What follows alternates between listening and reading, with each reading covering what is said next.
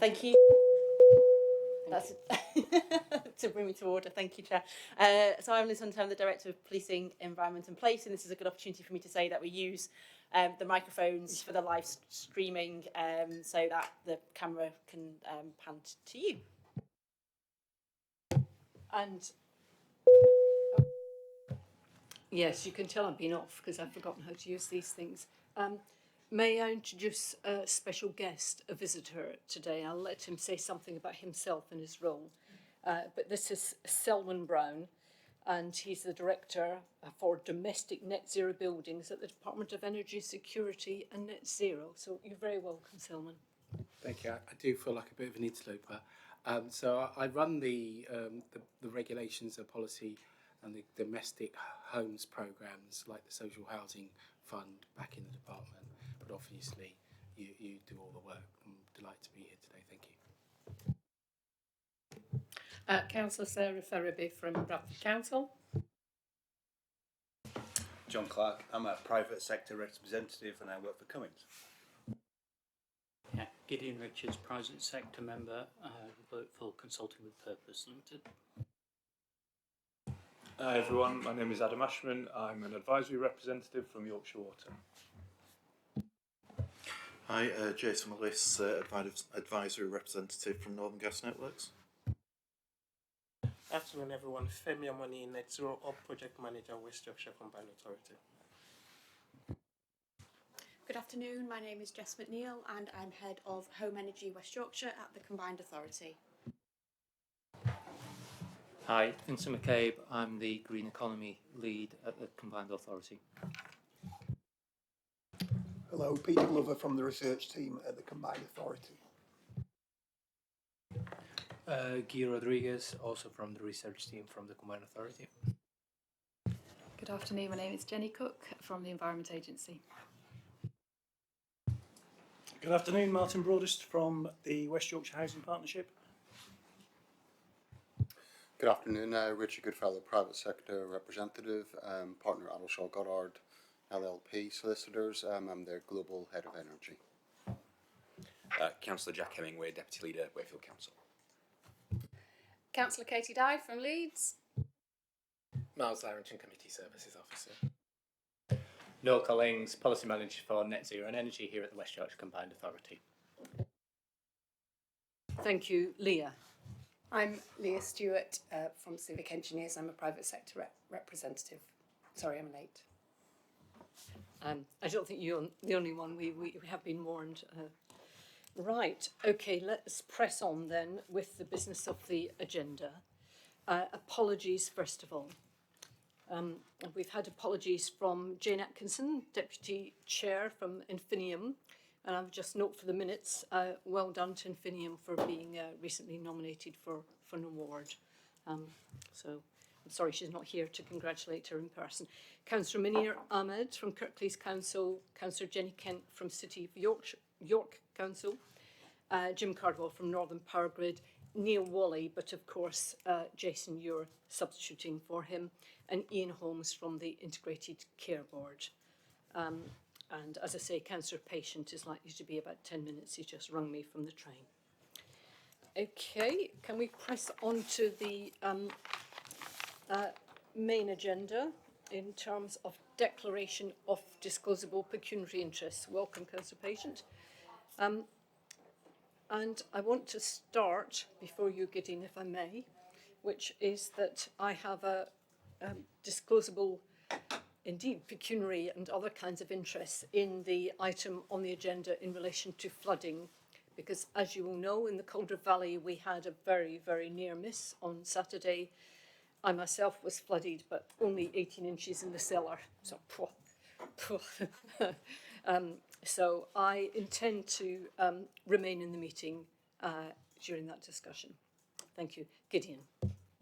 Yeah, just to let you know that the University of Bradford are doing some development work for me under the sibling SME funding, which is through West Yorkshire Combined Authority. Martin? Yeah, my employer, Connect Housing, is one of the partners in the solar panel and battery storage project that's being supported by the Combined Authority, and also in a personal capacity, I'm also taking part in the solar purchasing scheme. Thank you. Anybody else for interests? Pecuniary or close to your heart kinds? Nope. Okay, thank you for that. Exempt information, possible exclusion of the press and public. There are no items on this agenda which mean the exclusion of the press and the public. If I could move on then to item 4, minutes of the meeting held on the 30th of July. Any comments on those, folks? Any corrections? Leah? Only that I did send my apologies beforehand. Duly noted. Thank you. Okay, let's go straight on to the main business of the meeting. And we'll start, as we often do, with the monitoring indicators in terms of just getting a sense of where we are with some of the things we've set ourselves. And it's pages 11 to 34 in this report. Guy, is Guy here? Oh, hello.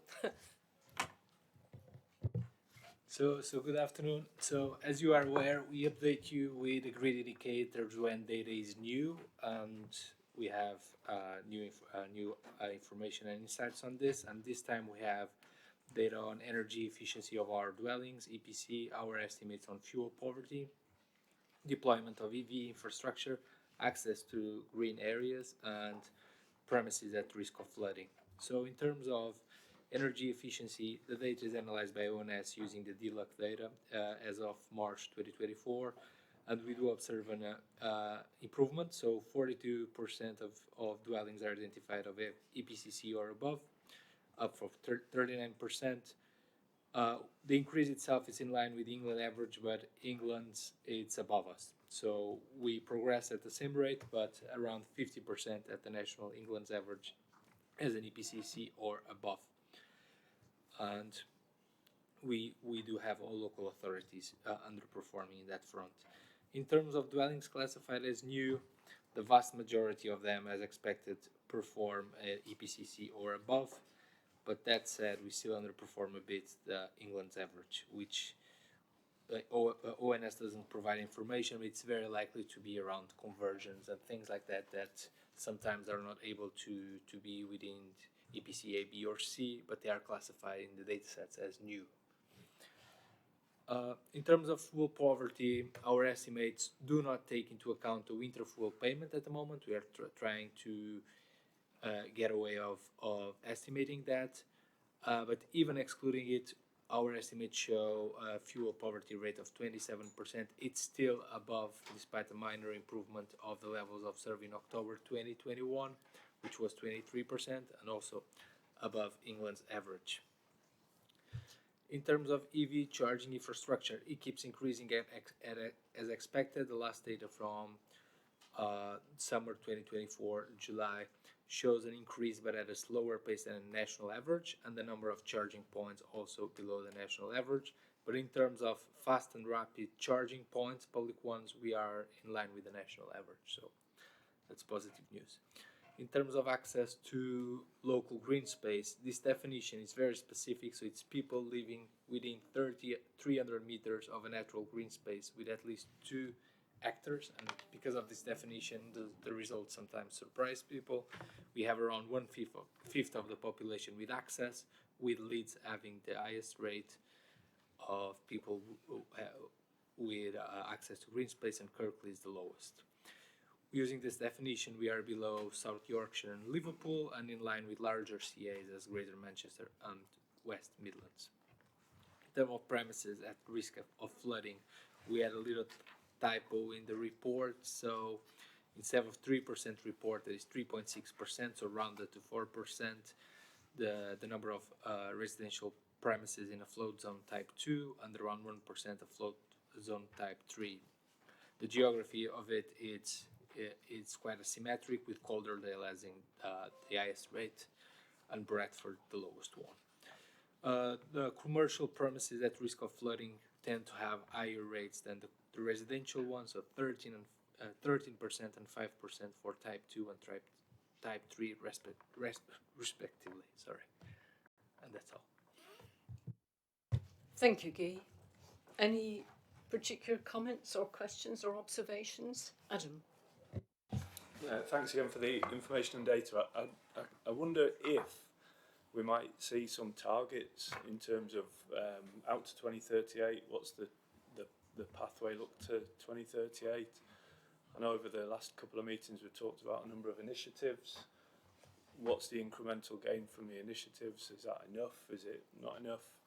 They're some of the sort of bits of information I'd like to see next time. Thank you. Thank you. I don't know if Liz or Noel, if you want to come back on that at all. Thank you, really good question. And certainly when we get to the flooding paper, it's one of the things that we were trying to grapple with is, as you rightly say, there's a number of interventions going in, but how does that actually change the number of businesses or homes that are impacted? And maybe when we come to that, we can give a bit more detail, because I know we're also working with the Environment Agency to try and clarify that. I think the challenge often is that sometimes we are reducing the number of properties which are at risk, but obviously there are more properties being at risk because the flood risk is increasing. But that's exactly the kind of conversation, and there's some data in the paper. So let's cover that in terms of flooding. I think if you then apply that to some of the other areas we've been talking about, again on retrofit, we are trying to get a plan together in terms of what does the plan, particularly for social homes, look like. And when we get to Jess's paper, we can talk about that. So I think for each of the areas, we are trying to get a set of trajectories to go, okay, so if that is where we want to be, what does that look like? But it's a really good challenge and a helpful one, because it's what we're trying to do. I don't think we're there on all of them, but we are trying to do that. Thank you. And when we get to item 10, I think we'll pick up some of these issues as well in terms of progress on the plan. John. In the report about electrical vehicle charging, you mentioned in there about the differences between West Yorkshire and other regions. One of the ones you noticed was in the West Midlands, of how nearly 1,000 on-street electric charging points have been installed, which was almost an order of magnitude higher than what's in West Yorkshire. And I wondered, are they doing something differently? Are they taking a different approach? Do you have any comments as to why that's so different to what we're seeing? Who wants to pick up that one from the officers? It's a good question. We have got James, but he's not sat at the table, so maybe we could, unless he wants to join us, maybe we could kind of come back to you on that, particularly in terms of the West Midlands. I think it's really interesting, the comparison. We are trying to learn lessons from other places. I think some of it is to do with funding. I think some of it is to do with having the procurement process in place, which we now have, as the report talks about. But let's kind of pick that up and maybe write round to the committee with some details about the West Midlands in particular. Thank you. I think it's just if they've done something differently that we could learn from, we should do. Thank you. And we had some useful discussions in another forum this morning, really, about how you meet those challenges and how those challenges are already changing and developing over the next few years. I'm going to take Gideon and then Sarah. Yeah, thank you for that.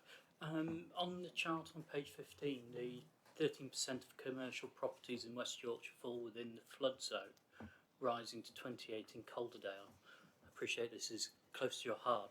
I was just wondering if there's any way of putting a people number against that. So how many employees could be affected by that? Because that will make a big difference to, like, if it's big business and that gets affected, then it can affect a lot of other things on the way through with it. So I just wondered if there was any way of actually finding out those kinds of numbers. Thank you. I'm going to come to Jenny on that, actually, because it's been something in terms of the Environment Agency and the way in which we look at residential numbers and properties affected and property level resilience, and the question of how you calculate some of those commercial properties in the impact on the local economy, the devastating impact of flooding on the local economy as well as on the local environment. Jenny, anything to say on that? My colleague next to me looked like he was about to lean in as well. So just very briefly on the under the Green Book, under the multicoloured manual, it helps, obviously, those that are familiar with it, it helps you to articulate what the economic damages are associated with the non-residential property flooding and the wider impacts of flooding. So there absolutely is a way of capturing that. In our local flood defence schemes, that is part of the economic case that supports the investment in that area. So it absolutely can be articulated. Thank you. And Sarah? Yes, thank you for the report. I'm just wondering about the building and energy efficiency in the EPC rating. And you did say that marginal decline could be maybe contributed to by the conversions. I mean, obviously, a new build is entirely different to a conversion.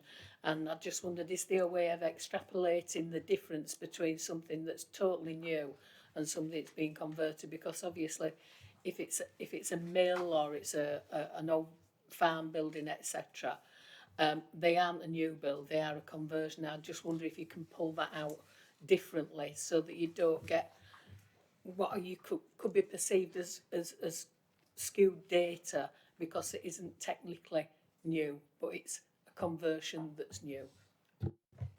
Guy, certainly in terms of some of these difficult calculations about embodied carbon, actually, when you do a conversion, is something that continues to exercise the best data monitoring brains. Anything to add? Yes, so the data that ONS cleans and publishes every year, they don't do that, but we do have access to the raw EPC data, and that is something that we've been trying to solve. There's plenty of information there. That's why we came out with this hypothesis of conversions, looking at specific observations classified as new, that when you go to Google Maps, the site itself doesn't look that new. We are still trying to find a way how we can program it in a systematic way, but I'm confident we can do it. Thank you. I'm not saying Leah. Yeah, I had a question about the access to green space, and again, I think it's sort of similar to what you were saying. That what are we going to do about it, and how does that change? And presumably that's quite a difficult one to change because these are quite large tracts of land by the definition, and it's quite a specific definition. Is this something where we should be working local plans or land allocation or something? I sort of don't know what we're going to do about it. Thank you. Just before I bring Guy back in, officers will know this is a particular bugbear of mine because Calderdale, beautiful, six market towns and beautiful countryside, Yorkshire Water and others. And I looked to some of the local statistics. The Ramblers Association last year said that Calderdale had one of the highest number of footpaths in England. And it's an artefact of the particular calculation that they do in relation to that, to do with population density and availability. I think it misrepresents, actually, and we'll make representation through our channels to ONS and others, but it particularly irks me about Calderdale. Gideon. I was just thinking on that, can we have a secondary metric as well, I think, because certainly Kirklees, has a really bad reputation in this, but when you look at it, we're in a similar sort of boat in a lot of respects. And when you look at the map, I was looking at the map earlier, you think, well, actually, it's not that much further to that big green space. So maybe we need to think about a secondary metric that maybe works better for us. Our own West Yorkshire metric, yes, I like it. Okay. Thank you. I'm not seeing anybody else indicate on that. I think there's some useful points to pick up, officers, in relation to that, particularly in relation to targets. And it is disappointing. We're halfway through the municipal year, as it were, and some of the things that we're worrying away at, like, efficiency rating of C, etc., in terms of new build and conversions, underperforming the national average, fuel poverty, in terms of relationship and that, and indeed how we sort out the muddle and mess that's electric vehicle charging across West Yorkshire. There are some real challenges, and I hope that the monitoring at the next meeting will actually show where we've begun to make some progress in relation to those things. Thank you. The recommendation here, folks, is simply that members note the messages and the direction of travel and take it away to their organisations and continue to work with the Combined Authority. Thank you. Okay, we're going to move on then, folks, to the next item, which is Home Energy West Yorkshire. And I'm going to basically say it's our regional programme, and we're focusing today on scaling up domestic retrofit. We've talked before about pilots, we've talked about pace and scale, and this is something that we return to, and it's complex, it's long term, it's not just West Yorkshire, and it encompasses lots of things that we do in terms of domestic retrofit. And our vision, and Jess mentioned at another meeting this morning, the vision that the Mayor has, everyone in West Yorkshire can live in a warm, comfortable and low carbon home. Now, those of you working and living in West Yorkshire will know that many of our homes are pre-1919 or even older. Old, cold and stone are beautiful, beautiful millstone grit, but nonetheless, we want to change that to warm, comfortable and low carbon, actually. So over to you, Jess. Thank you, Chair. Good afternoon, everyone. I'm conscious of time, so I'll dive straight in. So we have a couple of papers this afternoon around the activity that we're undertaking in Home Energy West Yorkshire service area. And these are products and projects that we're bringing forward to really scale up that pace of delivery. The first paper that you've got here is focusing on products that we've got outside of the social home predominantly, where we know that in the homes that we've got across West Yorkshire, there's 1 million homes and about 23% of those are social homes. What are we doing outside of that? And some of these projects and programmes in that first paper are showing the activity that we've got, where we're learning, and we've got pilot projects that's showing us some really interesting data. And we're coming this afternoon to try and have a conversation with you and explore where we think we need to be taking some of those products further and enhance our offer to residents across West Yorkshire. So starting at 3.26 within your paper around the solar residential collective buying scheme, you'll see there the data. The scheme was launched on the 5th of July 24, and we've had some really good take up there through the initial registrations, through to over 1,000 homes being transferred to the scheme installer. And to date, we've completed 500 house surveys and had 51 solar installations already taken place. The low interest loan is also performing well. It was launched back in July and we've had 63 applications, 46 are in progress. 15 have been declined, partly due to the purpose of the requested loan not to deliver retrofit measures or people cancelling appointments, and we've had 2 loans already fully drawn down. To date, the average loan value is about 12,500, and our delivery partner Lendology have modelled a forecast for demand for the loan pot. Based on current interest, we could service about 136 loans based on an average loan value of 11,000.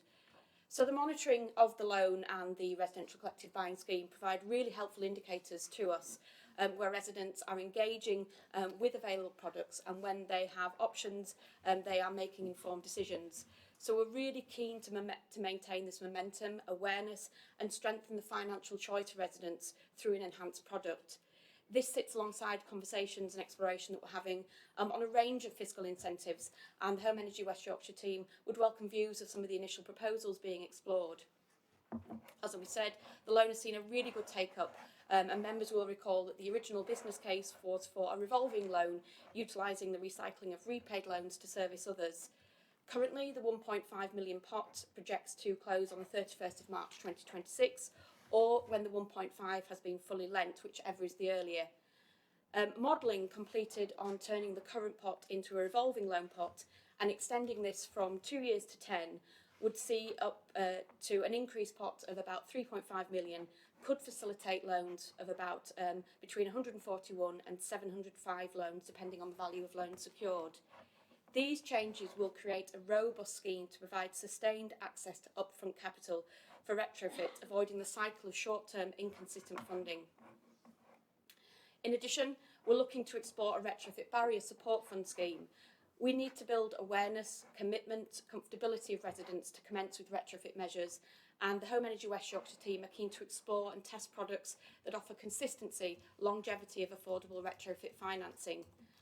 Barriers to retrofit are across all tenures, and that's well known. Lack of trusted information, not knowing how to access quality contractors, feeling unsafe with contractors and homes. The Combined Authority has commissioned a study with GFI to undertake an assessment as to the role the Combined Authority could and should take in the retrofit finance. And whilst the report is not yet complete, we are keen to explore what our role should be in that sector. In reflection of the changes faced through the faced in the delivery of Social Housing Decarb Fund, and we're reflecting, as Councillor Scully has said, the vision that everyone in West Yorkshire can live in a warm and low carbon home. We need to make sure that we're providing solutions and support for residents across West Yorkshire. Some of the ideas, we've not yet done a long list exercise, hence a conversation would be welcome this afternoon.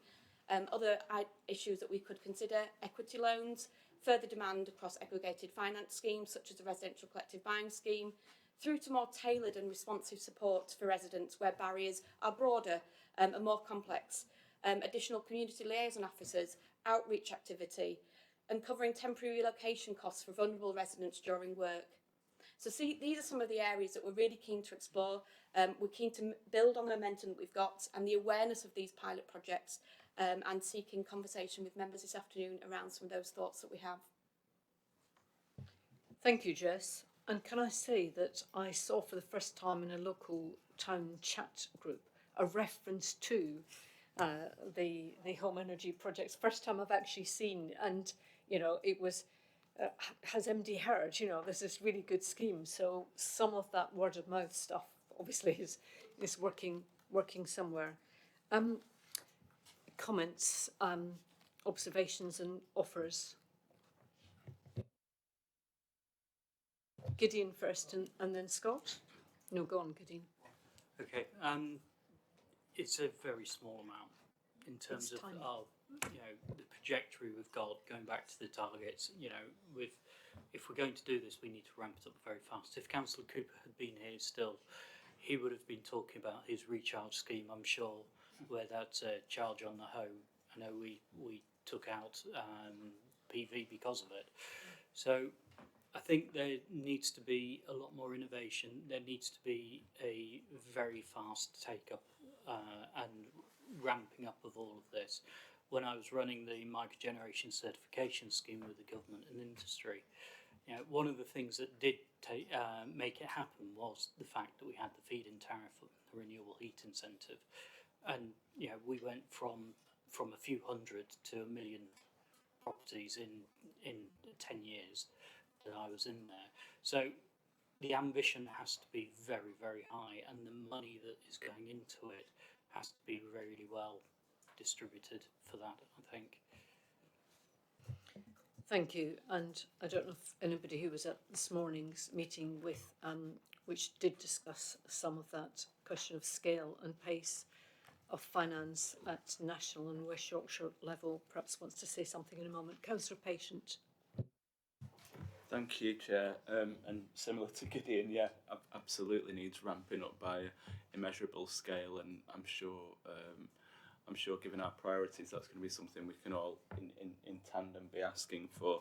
I just wanted to pitch on a few of the barriers as for take-up, but it's good to see that the numbers are high, but clearly it needs to reach more cohorts. So some of the work our registered providers are doing across West Yorkshire, like Together Housing and to name one, is really key, I think, to understanding buying beyond the sort of private rented sector, and to understand that these things don't necessarily have to be just disruptive. They can actually improve not just heating and, you know, how much your bills cost, but also what the place looks like, and actually do some retrospective placemaking at the same time. And I think that's going to be key to amplifying buy-in. The thing around trusted information as well, linking it back to flooding. I do remember post 2015 floods, as probably should declare some form of thing as well.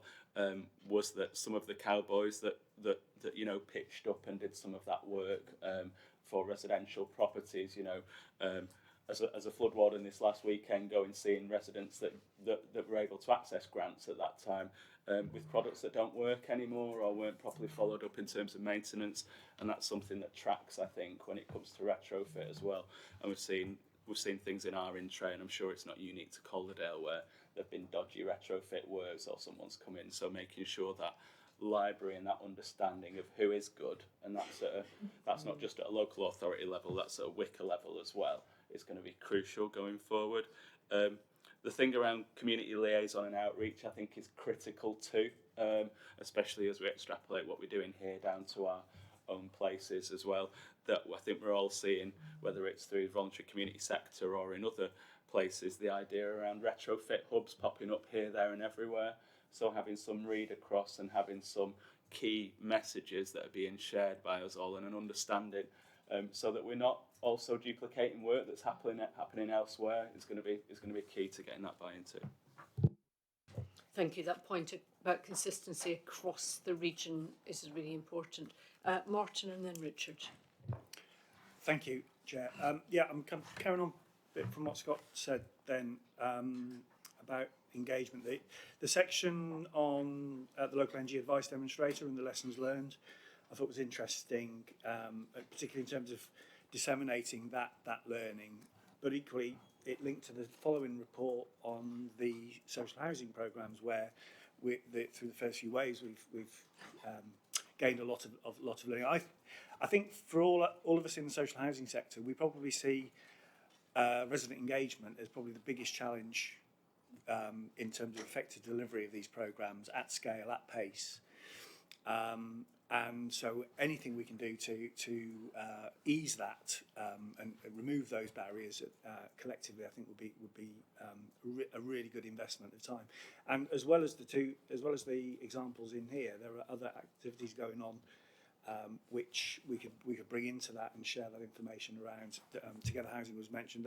They've sponsored a knowledge transfer partnership with the University of Huddersfield on this very issue. So I think there's a good opportunity there, which perhaps I could facilitate in terms of disseminating that kind of information. The second point I wanted to make on the solar collective buying scheme, I noted towards the end of that section that there's been a cost to the Combined Authority of nearly £60,000 of doing that. And that obviously can't be ignored in terms of continuing those programmes going forward. I hope those programmes do continue. I'm going to benefit on the 16th of December when my installation's done, but I would hope to see that there's a considerable discount over what I would be paying in the open market for that scheme. It did occur to me that there are other examples where the procuring authority can put a small levy on top of what the contractor costs are, which could then generate an income to cover those central overhead costs. So on the basis of that £60,000 split between the 460 odd properties, that's £137 per property, which is about 2%. So a 2% levy on top of the contractor costs would effectively cover Wyker's overhead. Thank you for that. And it's actually often forgotten in terms of the public sector that it costs something to spend money, or to spend money well, should we say. Thank you. I'm going to take Richard now and then Leah. Thank you, and just applaud the work that's been done here, but I'm going to abuse the good offices of having Selvin Brown here on this. I've been on this committee and its predecessors on and off for over 10 years, and one of the frustrations in this area and others is it clearly requires a national policy response, to go to Gideon's point, and we're making really good efforts in this space, but when and until there's a clear and simple policy to help drive this and really elevate this forward, I fear our good efforts are going to be a lot of effort with not substantial gains. And I don't know what those answers are. I'm sure there's answers for people who own houses and answers for people who own, people who are in the social sector, but it strikes me this starts as a national issue where a lot of discretion could be given locally as to how it's implemented, but I don't see that tax break for those who own houses as an example of what you might do for people who actually own houses, where people just see straight away that they'd be just the stupidest people in the world not to use that tax break, for example. And I appreciate that doesn't touch the social side, but my basic and simple point is, one, if this happens centrally, that would begin to mitigate the very correct points made about cowboy builders and retrofit, because unless there's a clear and demonstrable supply chain, you will not have reputable people doing this work. It's as simple as that. You're going to get a call and response every time there's a flood or there's something else going on, and that cycle of people not being trusted quite correctly will continue. But if there's a national programme, the supply chain will respond. Thank you. Those are very good points, Richard, and I couldn't agree more in terms of a national response. And the new government have been in for, I think it's about 20 weeks, actually. They need to get on with it, really, don't they? They need to get on with it. But we are in a transitional period, and transition, as we know, is difficult. I think our efforts here in West Yorkshire are not in vain, because I think they do help, and we will lobby to ensure that they do help inform what the post-transition looks like. Selvin, I'm going to bring you in here. Thank you, Chair. So, Richard, look, I totally accept what you say. I agree with the fact that there does need to be a national response. I think the government has been very, very clear. In fact, 20 weeks feels like 20 years because we have announced so many things. So the first thing I would say is the government has clearly set out a warm homes plan with an ambition of doing or retrofitting, you might know this, 5 million homes in the next 5 years. That is a quantum on what we have been doing over the last 5 years. I always say to Secretary of State, what we need to do is be clear about what is the standard by the date, and we also need to be clear on the technology. You will see in the warm homes plan those three things come together. The government has already announced its intention to regulate or improve the energy efficiency standards through these regulations of all rented homes, both PRS and the SRS. As you know, there was a previous commitment and then it was changed. And so we are sort of where we are, but those things will come through. There's also a public commitment to look again and reform EPC. And so there you will probably see a number of measures and metrics which will bring through the warmer home and won't just be focused on fabric, although we will not forget fabric. To your point, Gideon, in relation to scale, let's. I know we're going to get on and talk about, and I was slightly, Richard, keep my powder dry. We're going to get on and talk about social housing fund, but over the last 4 years, we have gone from a £30 million programme nationally to what will be wave 3 billion. That's a 100-fold increase. So there is a thing that we need to do at scale, and I haven't done that. You have all done that, but we haven't compromised quality. All of the homes done under the social housing fund are done under PAS 2035 standards, and every single one of them are registered with Trustmark, so there is a back guarantee in the event that there is something that has gone wrong. So the last thing I would say is I'm very much looking forward to, and I know you all know this, looking forward to working with you on devolution. The Chancellor has announced that West Yorkshire Combined Authority will be one of the 4 next areas after West Midlands and Manchester in April 25 to get devolution. And I think because of lots of things that you're trying yourself, the change of rules where Treasury will be able to allow you to fold money over years, that this will be a better institutional solution than the one that we've been able to develop nationally. Thank you. Thank you for that. We certainly feel we should have been in the trailblazer around this time, but we'll be patient. We will hang on. I've got Leah and Gideon, and then I'm going to move us on, if I may, to the next item because there is an overlap between the two. So Leah first. I sort of building on what Scott was saying and Martin, but just asking about evaluation. How are we evaluating the success of these schemes? And I think there is something about the quality of workmanship that's being undertaken, and then in terms of the sort of longer term benefits, like the expected household savings, because all of that feeds back into it being an attractive thing for people to then do. You know, I've saved 400 quid on my bills this year, amazing. So it's sort of what other co-benefits can we expect, and are we evaluating and monitoring those so that we can sort of sell it and create a virtuous circle? Momentum, yeah. Thank you. Gideon? Yeah, I've got a couple of thoughts very quickly. We have a lot of conservation areas and we have a lot of issues in terms of the properties that we've got and how to do the upgrades on them because of that. And I think that's something we need to think about very seriously in consideration with planning, and that will go for the new build as well side of it. I was on the periphery of a conversation that Martin might be able to help better with, but there is GB insulation scheme is pushing out insulation that may not work for some properties, and we've talked earlier about the skills and the knowledge and that understanding of what we're doing. There are properties going to be out there that could fall into the same trap as we did last time with insulation and have damp and mould and things because of what's being offered and no alternative. Community energy big lottery grant has just been offered to a group in Kirklees, £3 million to help go out to communities, particularly hard to treat,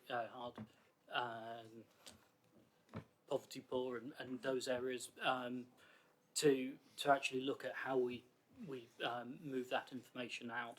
So it might well be worth us talking to them on the way through. And finally, a plea: can we decouple gas and electricity? It's probably not the one that anyone wants to hear, but it's a huge part of this whole equation.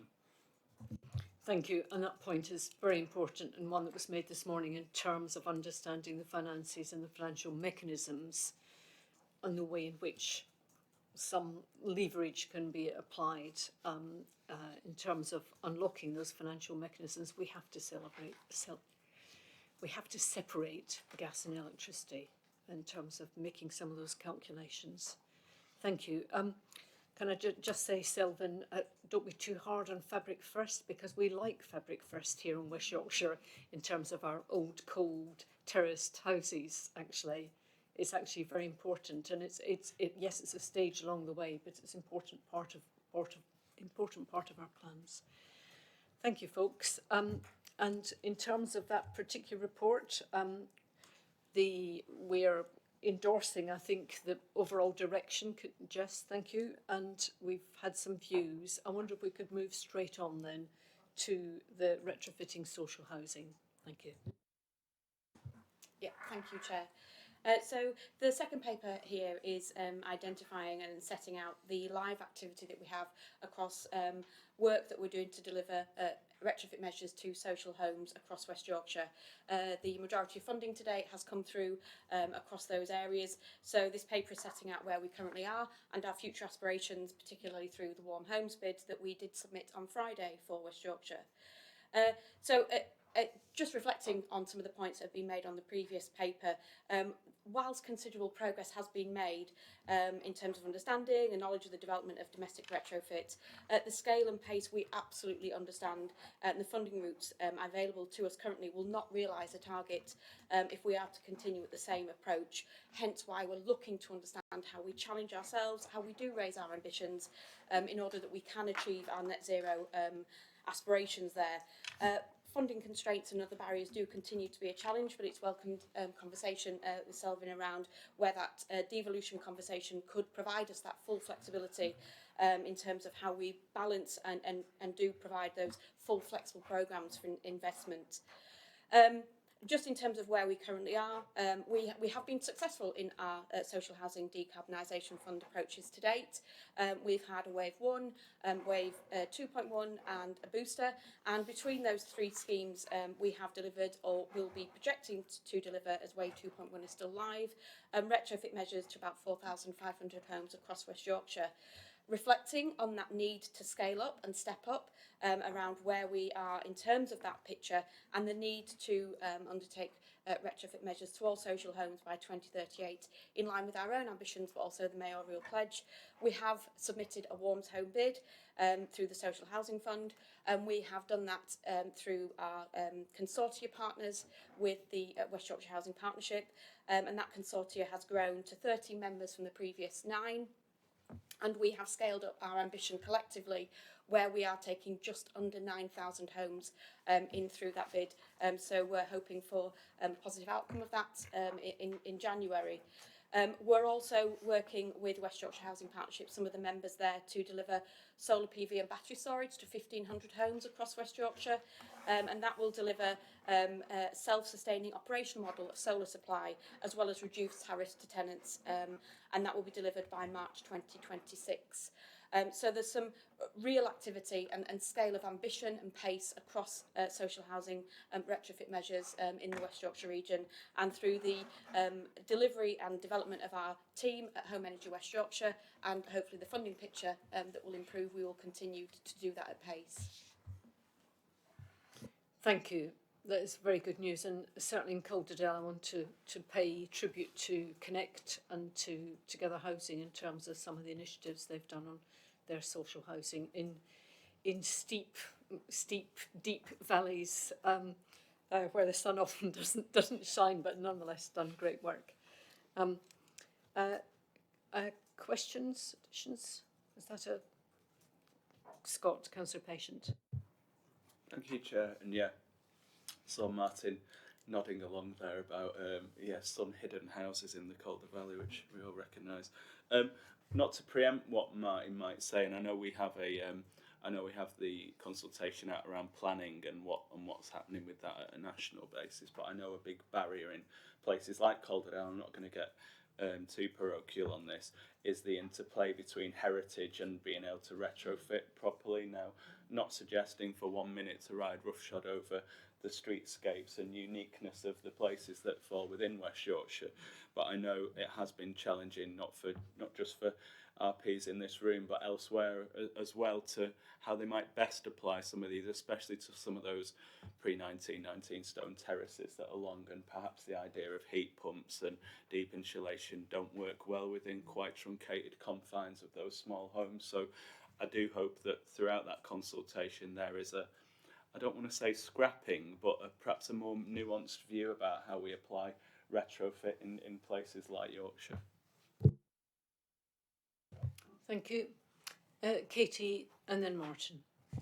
Thank you. I just wanted to pick up on some of the challenges that are mentioned in the paper on page 53 of tenant engagement, and wondering whether the programme has taken advantage of things like when people are having really disruptive work on their houses, for example, bathrooms, kitchens, or void properties, and taken advantage of that.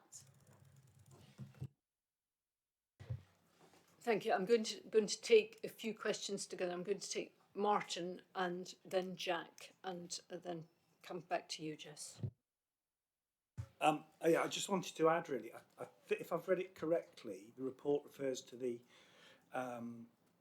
Social Housing Decarbonisation Fund and the Wave 3 work that WIC has been directly involved with.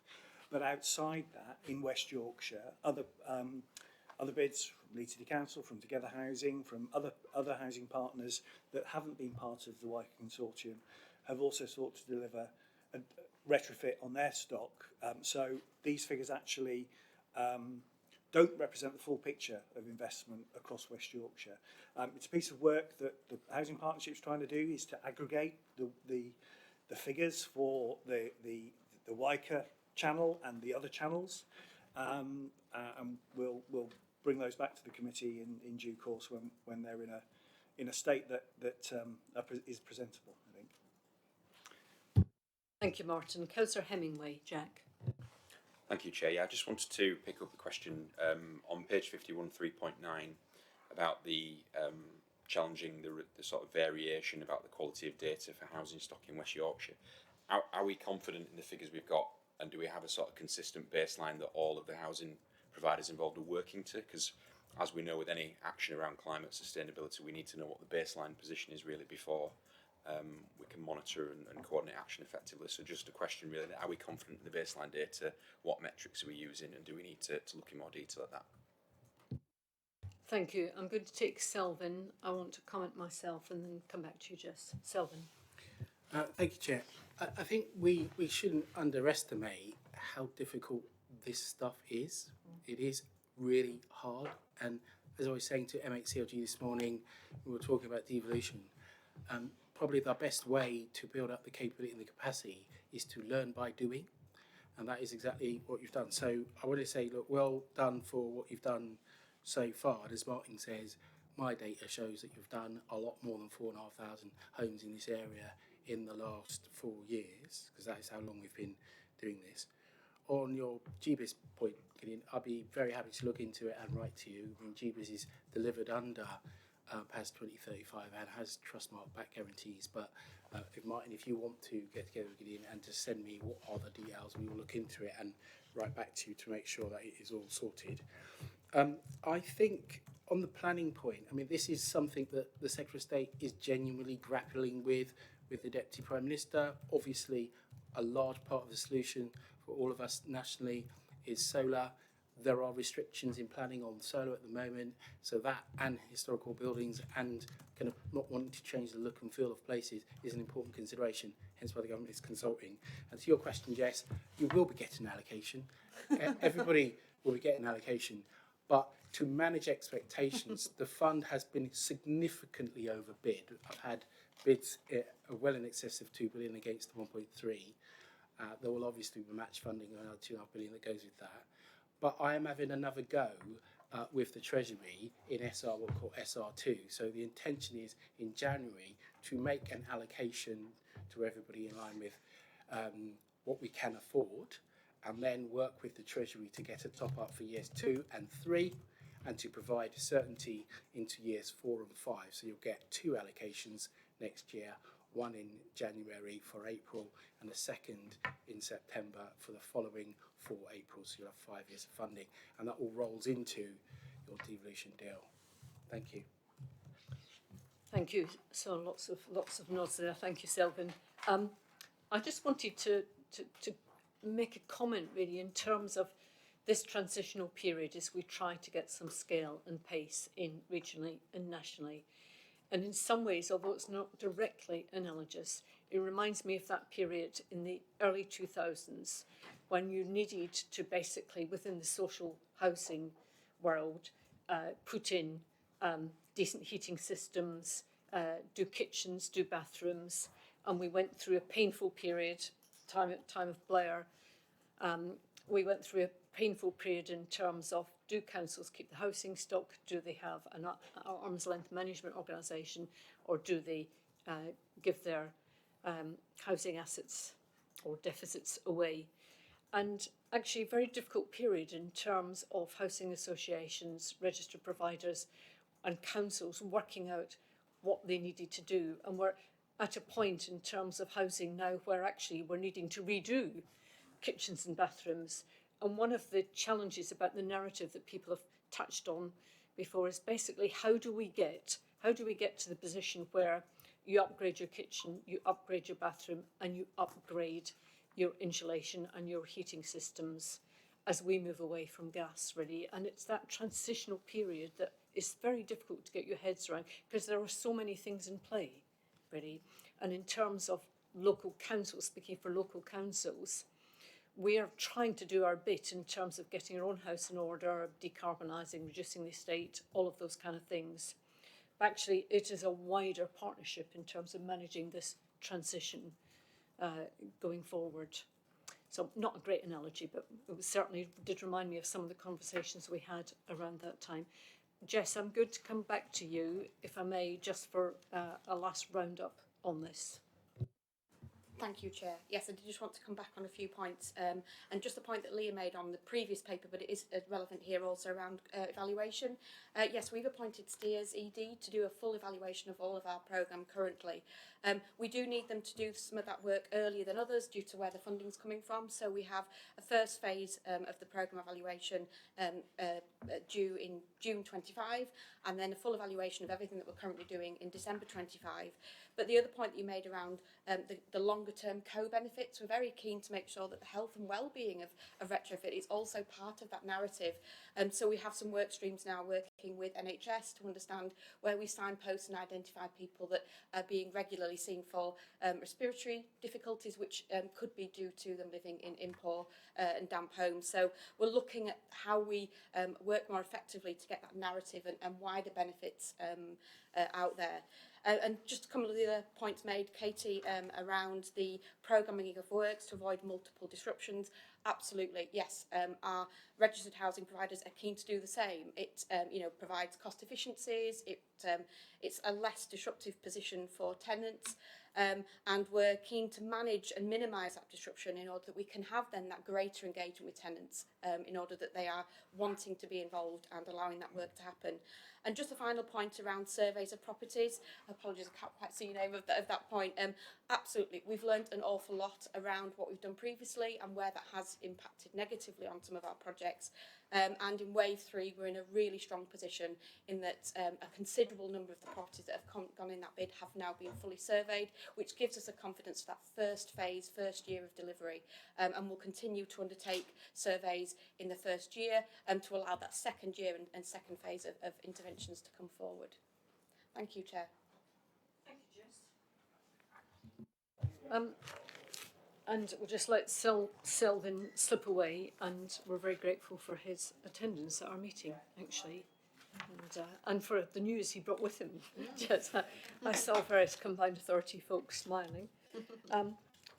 Okay, if members of the committee are happy, can we move on to item 8, which is the flood resilience programmes? And you'll know that we've had a strong track record in West Yorkshire of, good partnership, good innovation, and really complex mixture of funding and ways that we brought money into this. But we still face real challenges, particularly in terms of the finance and making that stack up, and where there's viability gaps. And we continue to be, I think, quite innovative really in how we try and fill those viability gaps. I was going to invite Rob to speak on this, but I think also we've got Jenny Cook from the Environment Agency. I don't know which of you wants to start off. Jenny? Thank you, Chair. Yes, if you could just say a few words in terms of context, showing real partnership between the Combined Authority and the Environment Agency. Absolutely. So I'll just start with a couple of headlines from this weekend's storm, Storm Bert. So from Thursday, the Environment Agency started rostering up and opening the incident room, and flood alerts were issued across Yorkshire, and flood warnings went out to the Upper Calderdale on the Saturday afternoon with the flood sirens sounding. So a very anxious and scary time for the residents impacted by these. Now, in terms of impacts, there were minimal impacts from the main river. Now, these stayed in channel, which is really good news. But there was a significant amount of surface water flooding, which obviously has impacted with many road closures and some properties and businesses flooded as well. Just wanted this opportunity to say thank you again to the flood wardens and for members of staff, within the EA and within the councils that were out over the weekend in these terrible conditions. These are really important volunteer networks. They feed back information to the incident rooms, helps us to keep our information channels up to date and to keep the public safe, reiterating messages about the dangers of driving through water and to keep everybody safe. So the storm, it's an ever-present reminder of the risk that our West Yorkshire communities live with daily and in the shadow of. Over 53,000 properties are at flood risk in West Yorkshire. Now, of those, about 29,000 are at high risk, high to medium risk. It is a real problem. A very brief reminder of how flood risk investment decisions are made and some statistics around what works are happening in West Yorkshire. Now, the flood risk programme is developed through the Yorkshire Regional Flood and Coastal Committee. So each local authority is represented on this committee, and it has a keen role in reviewing, deliberating and finalising those projects recommended for consent on the programme. And the role that the Environment Agency plays is a coordination role and to submitting that to government. Within this programme, there's a real mixture of Environment Agency-led schemes and RMA-led schemes. Now, in terms of the consented programme of works for West Yorkshire, there are 116 projects within this spending review period, so that's from March 21 to March 27. 50 of those schemes are EA-led, 66 RMA-led. Now, these 116 projects are forecasted to deliver around 4,000 properties better protected and 2,000 businesses better protected. In the next 2 years of this programme, West Yorkshire is expecting 22 projects to complete, better protecting around, close to 2,000 properties. Now, a little bit on partnership funding before I hand over to my colleague Rob. Of the 344 million that's being invested in this programme, 72% of that funding is directly through grant and aid, through DAFRA, with the remainder provided through local levy, private contributions and public contributions from local authorities. Within our current programme, there remains a need to source approximately 50 million of additional funding, and many thanks to the committee for the funding support that has come through to date on these projects. I'll hand over to Rob. Thank you. Thank you, Jenny, and thank you, Chair. The report's to update the committee on the progress with our two programmes so far and request changes, some slight changes to the management arrangements, and also to update on the progress of the West Yorkshire Property Flood Resilience for small and medium-sized enterprises. We have two programmes, the Natural Flood Management Programme. In that programme, the strategic case identified 9 projects. Two of those projects have commenced on site and 1 project has completed, and 4 projects are currently developing business cases which will be brought forward shortly. 2 projects have been withdrawn due to deliverability challenges identified following more detailed scheme development. On the capital side, the strategic business case identified an indicative pipeline of 23 projects across 3 phases. This was a more ambitious programme of which a few projects were identified as being a priority to come forward, and the rest were put on a pipeline. 2 of those schemes have commenced on site, and a further scheme is expected to start on site soon. In addition to those programmes, from February this year, small to medium-sized enterprises were able to benefit from £5 million of grant support to strengthen their flood resilience. Despite an extensive engagement and marketing plan, only 80 inquiries have been received and 3 businesses have received support for survey work. So to broaden the reach and engage businesses, 3,500 letters, individual letters, have been sent to businesses in affected areas last week. And as a result of that, a further 5 inquiries have already been received. The project will be reviewed in February when we have the results of the additional marketing, so we'll come back on that. Following a review alongside the Environment Agency, based on their current programme and changes to the funding gap in some cases and the deliverability timeframes, and in line with the Combined Authorities' endorsement of an approach to revise ways of working that would ensure a focus of delivery that maximises available funding, the project pipeline has been revised to prioritise projects commencing on site before the end of 27-28. In addition, 2 additional projects at Hebblebrook, Calderdale and Hebden Bridge have been identified for inclusion in the wider pipeline at the request of the Environment Agency. Hebblebrook can be delivered fairly quickly or start on site fairly quickly, and Hebden Bridge is seen as a key priority.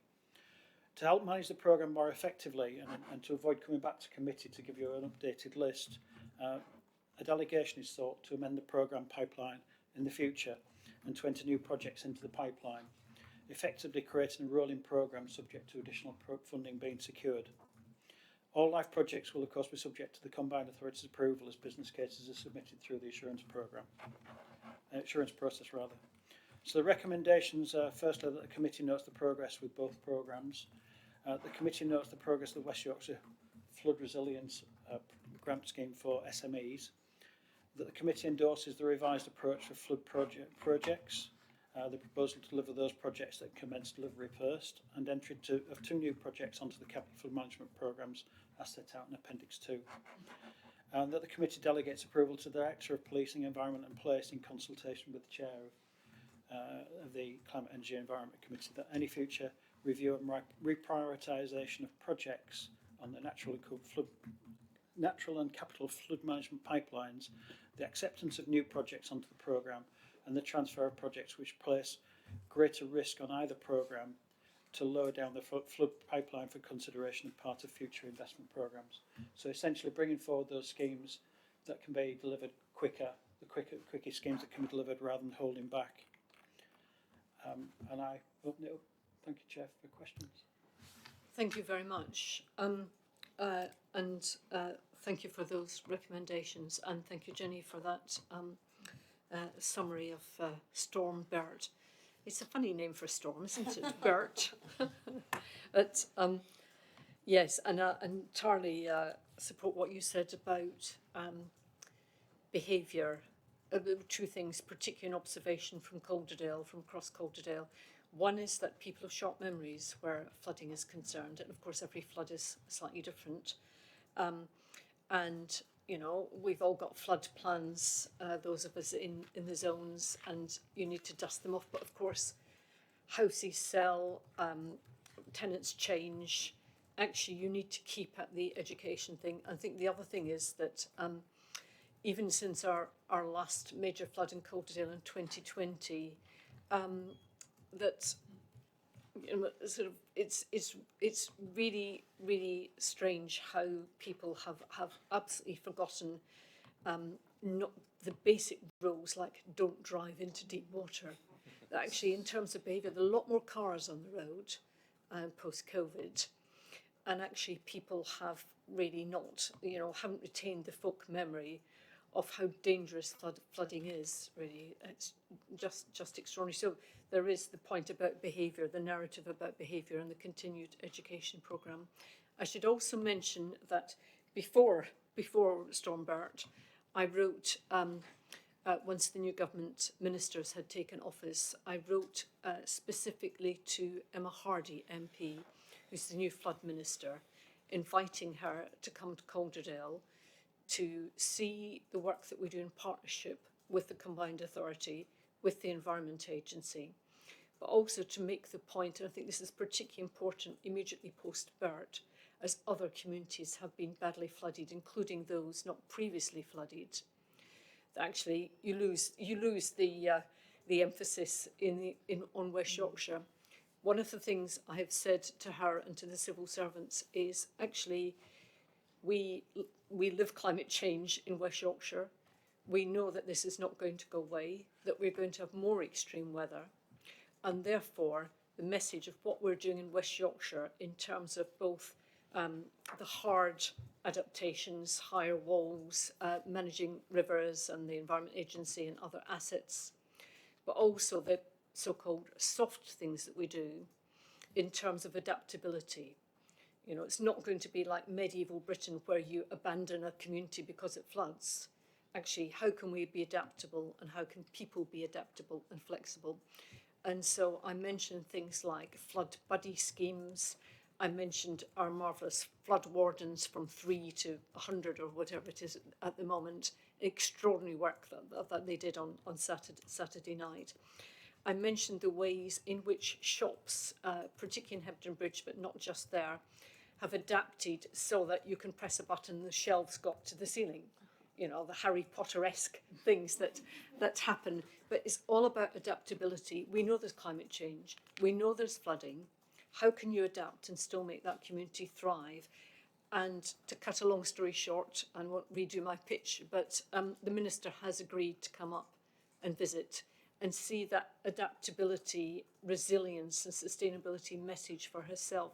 I think it's an important message for West Yorkshire and for us as a combined authority is lots of places are going to be flooded. What can we learn from some of the things that we're doing in partnership here in the combined authority? So rather long, and I will hear from other people now. Gideon and then Scott and then Jack. Yeah, thanks. Apart from getting gills, I think we'll struggle with the adaptation side of it in some ways. I've got a question really about the ratios that we have and linking those to planning. So the one in 100, 1 in 1,000 years sort of events. And is there any work being done on that to actually bring it up to date in terms of, like, we know things are changing rapidly at the moment. So are these ratios still effective and appropriate? And how's that going to work with what's happening with the planning system and the changes that are going on there? Because it's all about build, and we know that they'll try and put it onto floodplains and they'll put putting them wherever they can, and that could be a major impact for us. Good to come to you, Ginny. First of all, I'll caveat my response with I'm not a planning expert. However, there is a new NAFRA2 mapping tool which shows the updated flood zones based on all the latest hydraulic modelling, and it has an allowance for climate change and includes surface water. So in terms of that accessibility to understanding flood risk and what is not appropriate land to develop on, that tool will be a really useful resource. Thank you. Quick one, Gideon. Yeah, just come back on that because I think The issue here is that people have, when they read these things, they have an expectation, and it's not being met anymore, and then they get upset when they buy a house, and suddenly it's going to flood. So how do we deal with that side of it as well? I think it comes back to the educational elements that the Chair was talking about. You can talk annual exceedance probabilities, 1 in 200, 100 standard of protection. It's really difficult to describe that it can happen at any moment, at any scale. It's trying to kind of look at that risk-based approach so that there is, something that we have grappled with as an organisation in terms of how to make that really accessible in terms of the understanding. Always open to ideas. We just do our best to try and explain, be prepared at any point. Thank you. Thank you. And of course, as we know in the steep-sided Calder Valley, people say, I won't flood, I'm halfway up the hill.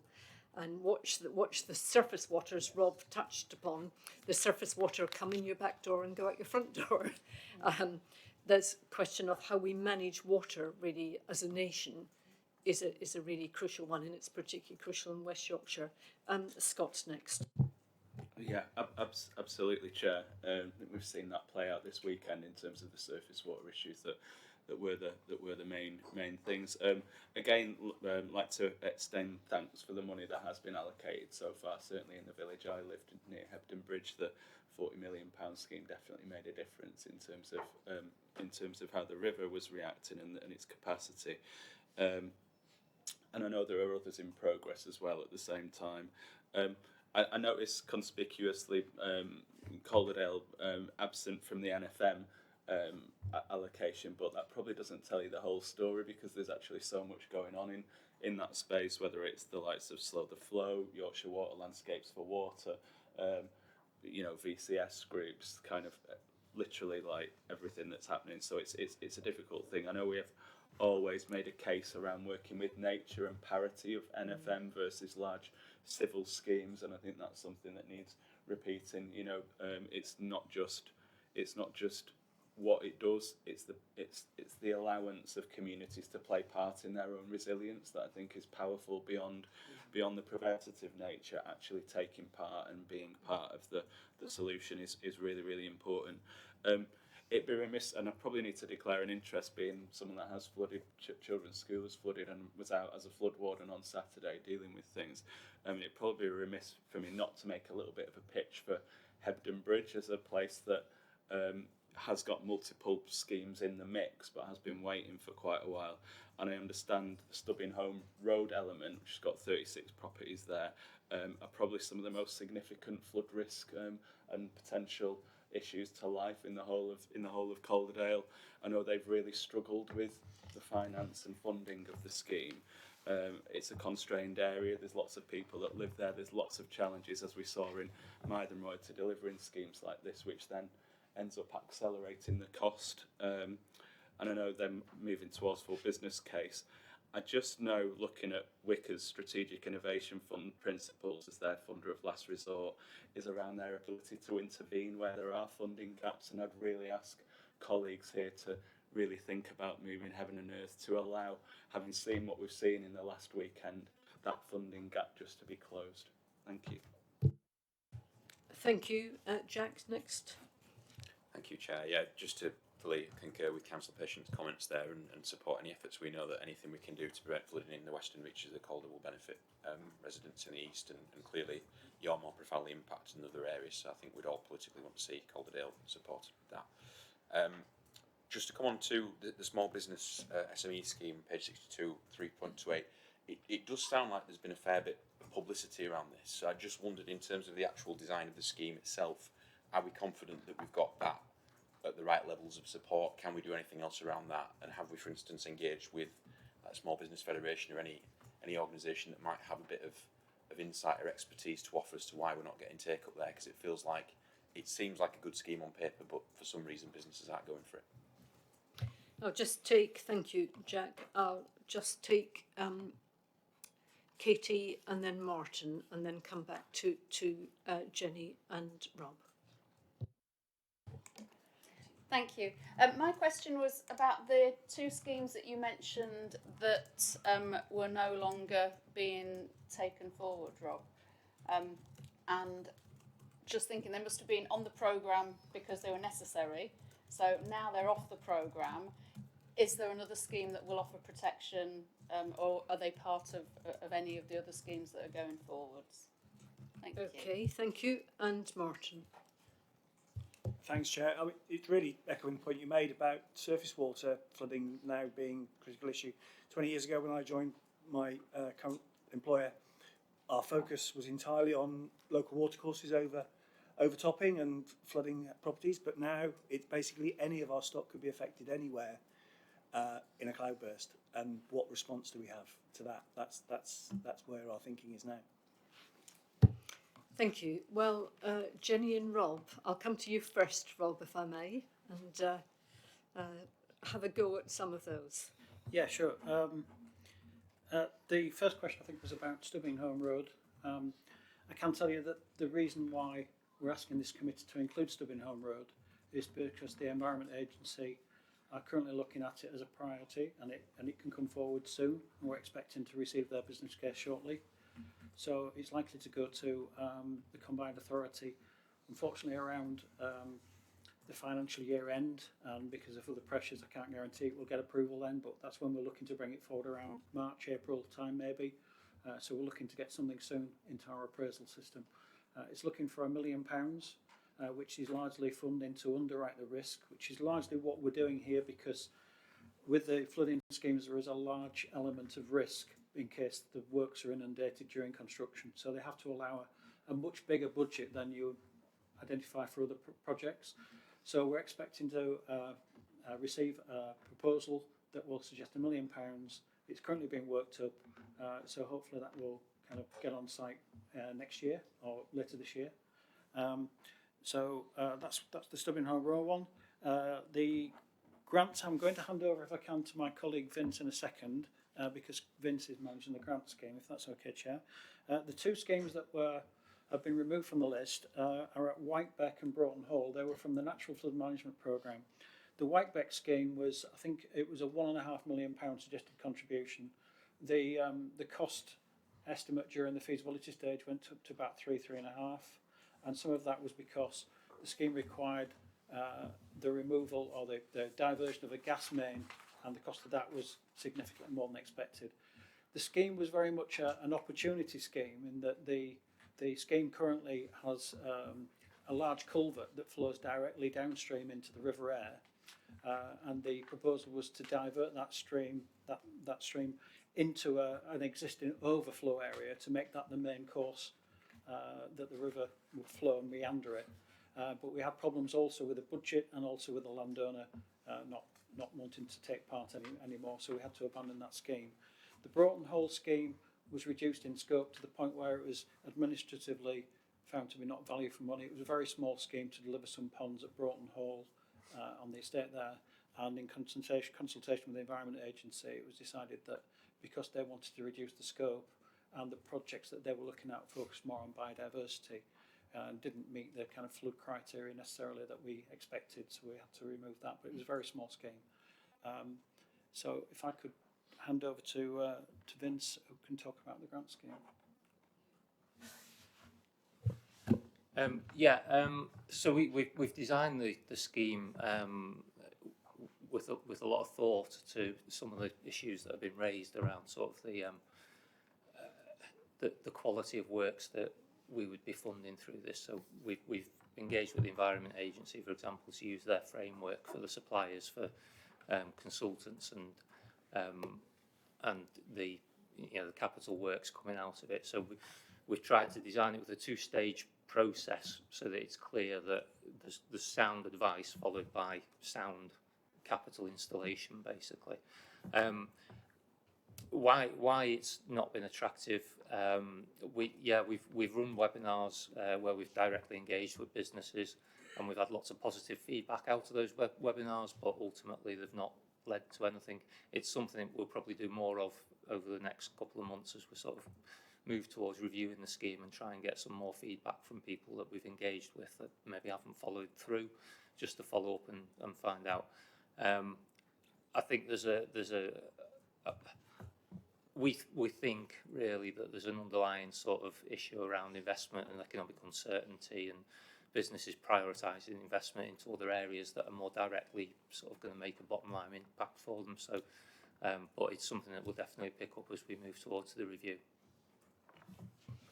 Thank you, Vince. I wonder if it's a little bit like most of us don't think about our pensions until we're 55, and some of the work that we have to do on this climate committee is getting people to think about climate change as real, actually. So yeah, and understand there are always other more immediate things. Jenny. Shall I respond to Martin's question about surface water? So, absolutely, you know, what we always look to do whenever we look at developing a flood scheme is to work in partnership with the council, with Yorkshire Water, to provide an integrated flood risk solution. Now, that's not always straightforward, and it really depends on the alignment of financial programmes, priorities within those respective organisations. And that's something that, you know, certainly Adam and I are sort of working through at the moment. You know, the absolute utopia is to do it once and do it together. That's not always possible, but that's certainly what we strive to do. And this is where, you know, in the interim, until those major programmes align, that really, you know, make that a simpler process, that's where the role of property level protection and NFM is really, really important, especially with surface water, you know, to slow those journeys down, to make sure that the drainage systems aren't overwhelmed. So yeah, so we're working towards that, Martin, but it is a complex piece. Thank you. Thank you all. And I should say we focused a bit on the River Calder, but other rivers are available in West Yorkshire, especially the River Aire. And as you know, and as it says in the papers, we have a whole catchment area. You know, there's no point in looking. You know, the river goes where it goes through our towns and cities, actually, and we have to have a holistic, a whole catchment area approach to managing water in West Yorkshire. So thank you all. Are members content to accept those recommendations to include those 2 new projects into the pipeline, and to delegate authority to Liz as director in consultation with myself to agree any future reprioritisation and accepting new projects into the pipeline? And we will come back to future reports on this. Thank you very much.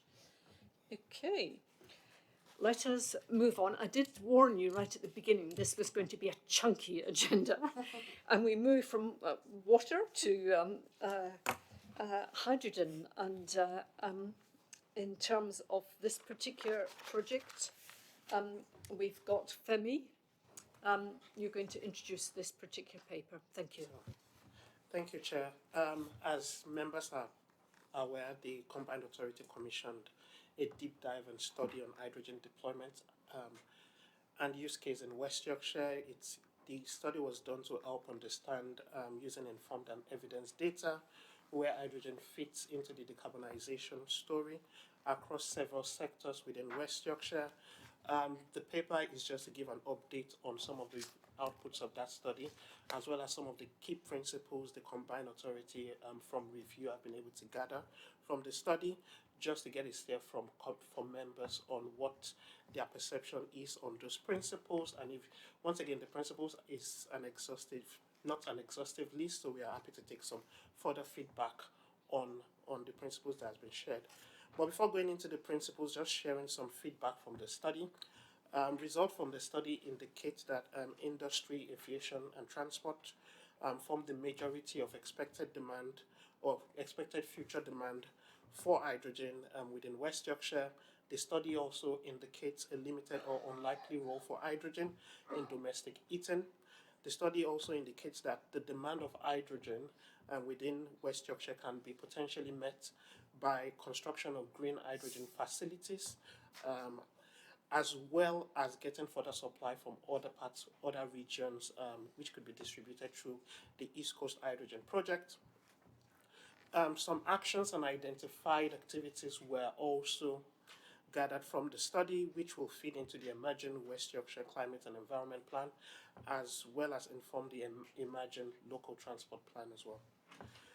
So several key principles were inferred from the study, which I talk about now, and the basis for sharing that now is because those principles will inform further engagement on the outputs of the study with key stakeholders, which would include businesses, industry, organizations with a vested interest in hydrogen, as well as local partners as well.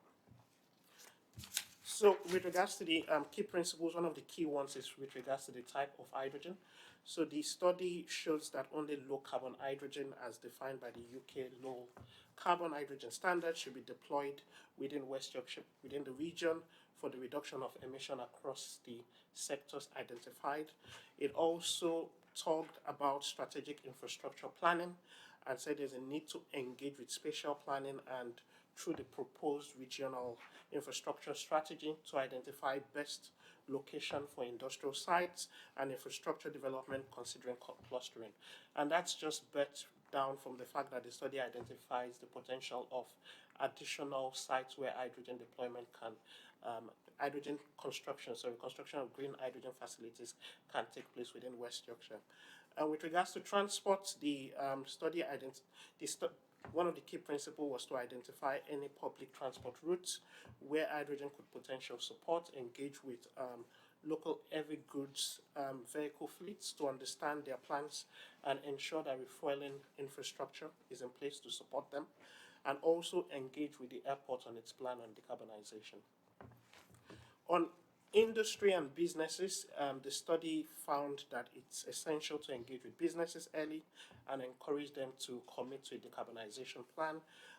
Also promote collaboration between industry and other stakeholders such as academia to drive forward potential local production clusters where businesses and industry have made a firm commitment to an hydrogen business plan.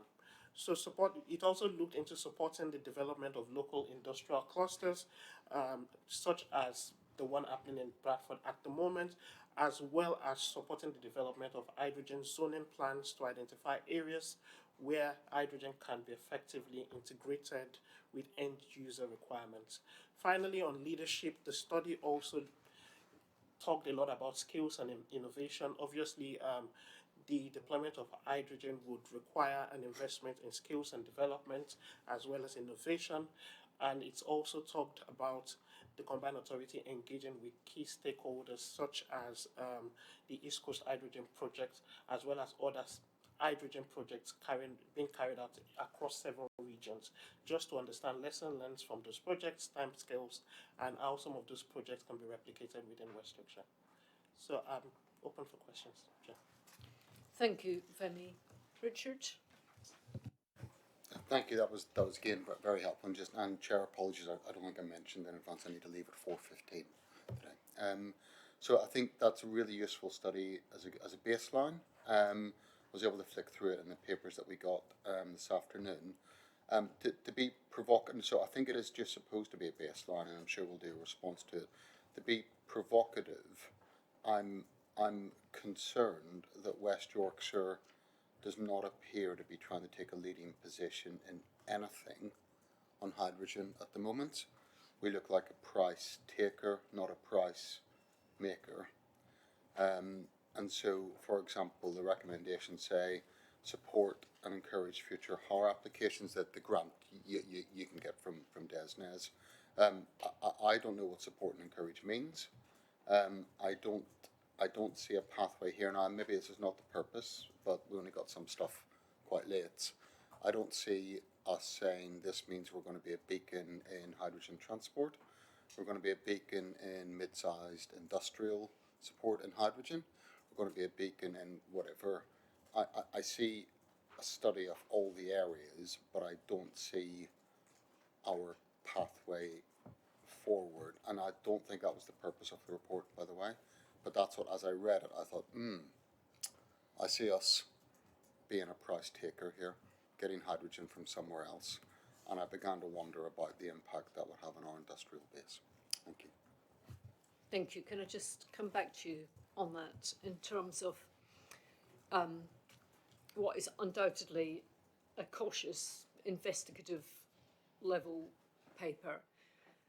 Do you think that we should become an energy leader in terms of energy production in hydrogen?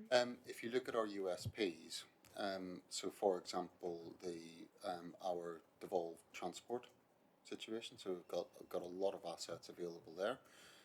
If you look at on that point, there were some other authorities, say Aberdeen, they've already led the way around hydrogen and buses and so on. It doesn't mean we have to replicate them, but some other people with much smaller fleets have already ended up with commercial partnerships with entities like BP. If you look at our mid-sized industrial base, I am concerned what will inevitably happen is the first clusters are going to happen at the very large scale industrial bases.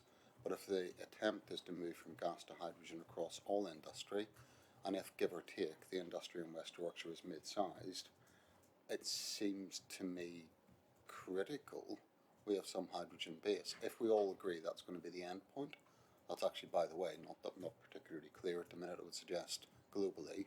But if we did think that was the end point, I'm not sure what the region is going to be saying to industry in 10 years' time if the only place they can actually get hydrogen from is from the northeast or from somewhere near Liverpool. Thank you. That's very interesting. Gideon. Thanks for that. I've only just had a chance to slightly scan the report, to be honest. I've got a couple of thoughts on this. One is low carbon. That means actually we've got to be really careful that we're not just putting off the transition and using hydrogen as an excuse to carry on gas for as long as possible. And I'm sorry to say that, I'm no Northern Gas networker here, but we've seen it many times where this is being used as, oh, we'll do green, but then if we can't really do it, then we've got this grey to go back to. And I think that's a real worry for me, that we're not going to use it as a driver. If we are going to use green hydrogen, then we do it in the right place, we use it in the right way. There's some thought about housing. We've seen what they've tried to do already with that. That doesn't seem to make any sense at all at the moment. There's transport, big transport, yes.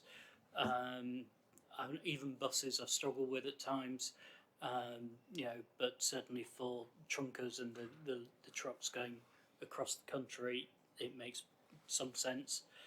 But 666k per person for this project, that's what we're actually talking about here in terms of the investment for the number of jobs we get out of it. And that is absolutely phenomenal, and if we're not going to transition out of it, how long is this thing going to, be in grey for? So it really does worry me that we don't go that far. Thank you, Gideon. Sarah? Right.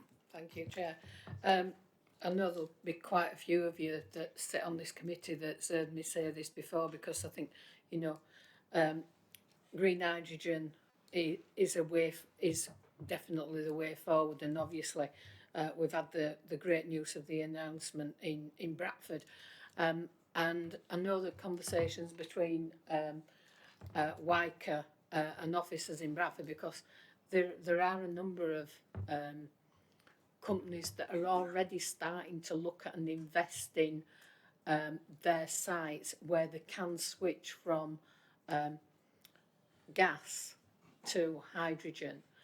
So there's a lot of work taking place already with industries, and there is that demand out there. And actually I was having a conversation with John prior to the meeting, and it reverts back to same as electrical charging points.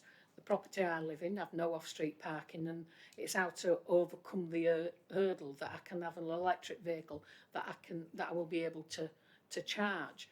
And actually I'm sort of one eye in the future thinking, actually, would an hydrogen vehicle be for me? And I think there'll be quite a few people that are already thinking that way, because way to tackle change is by a number of means, and reducing our carbon footprint, and actually using hydrogen as a way forward that's produced in a green way, that we can actually move away from the Earth's resources. So, you know, I just wonder what conversations are taking place with other local authorities around their thoughts on carbon and hydrogen production and hydrogen use. Thank you. I'll take Martin and then Jack. I agree with the comment in the report that says the review of literature present also indicates a limited or unlikely role for hydrogen in domestic heating. But I see that doesn't make its way into the principles, and I think it should. That one of the principles should be that the combined authority does not see a significant role for hydrogen in domestic heating, simply so that that gives a very clear steer to partners that you know where the future lies, where the financial support, the policy support is going to be. Thank you. Jack and then Scott. Thanks, Chair. Yeah, I just want to come back to Richard's point earlier. I think it was a fair challenge, and I think, as with anything, we try and dip our toes in and make sure that we've considered all the options and looked at how feasible things are going to be. But in terms of some of our growth areas, I'm thinking particularly in the local context of the South Leeds Growth Corridor in Wakefield and the reliance on the motorway infrastructure there, HGVs. The report doesn't say how proactive the combined authority is going to be and the appetite for that. It's more about how we can support, how we can influence. But at some point, if we're going to have a sort of regional growth, regional industrial strategy, we are going to have to take a more proactive approach on what comes next in terms of the green energy solution. So I think we probably need to look in more detail at hydrogen, what our ambition is going to be, and at some point take that brave step of more than dipping our toes in, make a decision about, are we going to take a more proactive role with this, because businesses are going to need some clarity about long-term investment in the future. Thank you. Scott and then Leah and then Gideon. Thank you, Chair. And building on what Jack said, I think that's right. I think we need to focus on what our ask is, and agree with Richard to an extent. But I guess I wouldn't want to lose sight of the fact that brilliant what's been announced in Bradford, and I think that's a real sort of possibility of how we do things going forward, especially when it's about large freight. But I would not like to lose sight of the fact that actually this is still working under the assumption of putting more cars on our roads, when actually we do need to be thinking around all of the things that are happening at the moment with mass transit, and we know that's not going to hit all of our areas at once. In fact, places like Wakefield, Kirklees and Calderdale are way down the pecking order in terms of that coming there. Franchising, brilliant, again, a number of years away. So actually, let's not lose sight of the fact that investing in public transport, which we're being played at the moment by a lot of the providers in terms of pulling away services, and having a really strong and robust active travel offer, which still isn't quite there, is actually key to getting us to where we want to go to. So let's talk about hydrogen and let's have a grown-up conversation about it, but let's not lose sight of the wider thing if we are still talking about carbon and climate. Thank you. Leah? Just a quick one, really. Is hydrogen being considered for mass transit as a way of powering that? And that's probably not. I guess maybe I can answer that one a little bit. Yes, there are hydrogen-powered trains, so there are trains which are using either fuel cells as a mechanism, or even in hydrogen in a internal combustion engine. So they are being developed in that form, and also for buses. Thank you. Gideon, I think, is next. Yeah. If we're going to go for green hydrogen, I'll stress the green bit on this, we also need to think about the energy that's going to take to actually convert to green hydrogen. So if we're going to do that, then we need to think about the initial energy input in the first place to be able to convert this. So that takes us down the thought of how much thought have we done on onshore wind and other forms of renewable energy that we're on, electricity in particular, that is actually going to create this hydrogen, because it doesn't come out of thin air. Well, it could do, but but not quite. Thank you. Perhaps if I could just bring to the party some thoughts. One of the things that I'm interested in, and you touched on it in your verbal introduction for me, in terms of the combined authorities across the country. I know, for example, the East Midlands Combined Authority, Derby, heavy rail, and various other large industries there taking a particular interest in the potential of hydrogen. And Rich is absolutely right. We are not the leaders here, but we need to basically work towards our position, which in some ways is what the paper is saying. It's saying we need to do our investigations, we need to have further discussions, we need to come to position as the authority, as a combined authority, entirely take the points that are being made, and things like the M62 going through our combined authority area, heavy rail, those industrial clusters that we've been talking about as part of our growth and productivity strategy. So we need to begin to really flesh out some of those early ideas, and we need to do it at a reasonable pace. And of course, also the work that's going on, the interesting work that's going on in Bradford in relation to hydrogen. I'm just wondering, in terms of this paper, we're being asked to note it and consider further, and we're grateful for the work that's been done in terms of the investigation. I do think we need to return to this particular topic, really, and perhaps some of a view in terms of energy generation rather than energy usage in terms of across the country, some of that discussion about East Coast and so on, just to take more of a view in terms of where we might want to go in relation to this, and also whether there is an opportunity for discussion of this at some of the other combined authority committees in terms of industrial strategy, skills, for example, and growth more generally. So I think this is the beginning of that discussion. We need a wider discussion.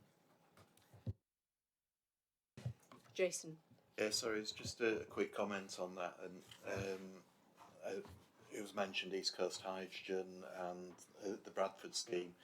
At NGN, we are taking the lead on East Coast Hydrogen. Our sister company, NGen, is looking at industrial applications of hydrogen across the region and wider. So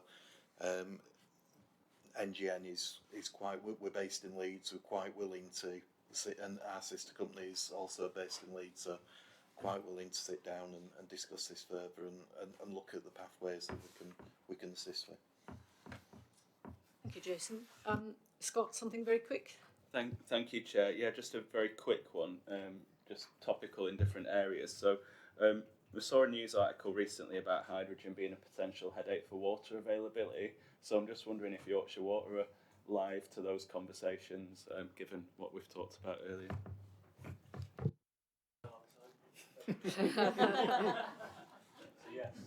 Yes, okay. Brilliant, thank you. Okay, well, let's pick some of this up to be continued, I think. Yes, thank you. Okay, it's our last item on the agenda, and that's the draft climate and environment plan. And some of you will have had, on the committee, will have had a letter from Friends of the Earth and Green New Deal and other organisations just in the last, I think, barely 24 hours. And in Noel's introduction to this, I've asked him just to perhaps touch on some of the responses to points raised in that letter. But clearly, having written that letter, those organisations will get a full written response in due course. I'm going to hand over to Noel just to introduce the draft climate and environment plan. Don't switch me off. Afternoon, everybody. So very quickly, I'll just run you through the paper and some key points. So as you've seen, the paper is really about just giving an update on where we're at with the development of the new climate and environment plan. You'll have seen that is split into two parts. One is kind of reflecting on some notable achievements from the last plan and how that's shaped up and what we've delivered over the last few years. But the real piece here is really around looking forward to how the new plan is shaping up and what that looks like. So I'm not going to touch on those achievements because they're all in the paper, you'll have all read those, but I will give that quick summary, picking up on the points that Councillor Scullion has mentioned in terms of the letters we've had from Friends of the Earth in terms of the new climate environment plan. So the approach we're taking with the new plan, as some of you are aware, is very much looking to put in place a framework that gives us longevity up to the 2038 target. So making sure that what we are putting in place now doesn't mean that in 4 years' time we have to rip up the rule book and have to go and look at what does a framework look like, what do objectives look like now. So we're trying to, and the figure 1 within the report itself covers what we hope will be a framework that has that longevity to 2038. So what is in there we don't anticipate will change greatly over the time period up to 2038, and what is relevant there and now will be relevant when we get to that point in time. But it also will focus on, that's a long way in the future, 2030. Well, it's not too long in the future, but it's a time period. The plan also looks at this in a way that says, in the next 4 years, aligned to the mayoral term of office, what are the things that we're going to look at doing? And we've talked about a lot of those already as part of the committee meeting. So it's not as though some of this will come as an absolute surprise to people. It's things that we've already set in train, we're already in motion in terms of delivering against that. It's underpinned, it's not me going like that in the air or anything like that. It is very much underpinned by our refreshed carbon emission reduction pathways, our evidence base. So you're all very, very familiar with the previous evidence base that we did that looked at how did we get to 2038, what are the pathways. The last time we did that, there was 3 different pathways that would get us towards 2038. Because of where we find ourselves now and where we think there is more confidence about the technologies that will get us there, there is only one pathway that we have actually, when you've all seen some of that evidence base, you will see that we only have one, which is classed as our maximum ambition pathway. That isn't a completely new thing. It builds on the maximum ambition pathway that we did last time. So it is very much a refresh, not a rip up the real book and do something different. So it's very much following on from what we've done previously. So just to kind of reassure there. And in terms of that evidence base, the intention is that once the climate environment plan is published, and we're looking at spring 2025, we will also publish that evidence base alongside it, so you can look at both pieces together and see how we have come to the conclusion and the activities that are actually in that document. This isn't standalone. It's got to talk to other documents, other strategies, what's happening at government level, what's happening within our local authorities. Therefore, it's being framed and is being produced in a way that is aligned with what we have existing and emerging in terms of our plans and strategies. So to reference a few, the West Yorkshire plan, our local growth plan that's emerging, but also the local transport plan. And that alignment is not one way. It goes both ways. In terms of the LTP, the local transport plan, will take its lead from some of the things that are actually in the climate and environment plan. So it's not a one-way traffic on this. We are designing this in a way that really does speak to everything that we're kind of doing across West Yorkshire. It is a slight departure from the previous plan in that it's focused very much about what is in the control and influence of combined authorities, local authorities. So the previous one was broader, it's probably fair to say, than that, but we now recognise that trying to do everything is just not possible. So we need to be focused on the things that are going to give us the biggest kind of carbon bang for our buck almost, but also the areas in which we can actually drive forward and deliver change. So it's very much framed in that context as well. So to give you some examples of where that might be, particularly around transport, particularly around housing. So you've already heard about the kind of the Home Energy West Yorkshire programme and the great work that's happening there. But on the transport side of things, it's equally apparent in terms of the work that we're doing there, to pick up some of Councillor Patient's points around, getting people out of cars and onto the public transport system. Our audience for this, again, is a little bit more focused than what we did last time in terms of it's framed for ourselves, our local authority partners, key stakeholders, and the government as well. We shouldn't really forget about needing to position ourselves. We know we need more to move forward on this agenda. Therefore, we need to speak to government in terms of what we're after. It's not just, as I say, us sitting in a darkened room developing this. It's being co-developed and co-designed with our local authority partners and key stakeholders as well. So we've run kind of various different workshops. We've gone to lots of kind of meetings in terms of informing the content, and it reflects, as I've said, ongoing activity that we're doing around the region, but areas of need where we think there are market failures there as well. That means, although I've talked about us getting to kind of publishing in spring 2025, that doesn't mean to say that we're just running headlong into that. What we want to do is talk to people, engage with people prior to publication. So when we do get to publication, we have a much stronger and robust document. So the intention is that we will go out for a period of engagement quite shortly with our partners and stakeholders to understand three things really. Views on the framework, so does it really have that longevity up to 2038? Does it really reflect the activity that we need to be doing now? We think it does. We do reflect what it is that we've heard back from stakeholders so far, so we think it does that job. But also we want to test out how stakeholders, how partners can help deliver the plan as well, to reflect the fact that it's not just the combined authority, it's not just local authorities in this.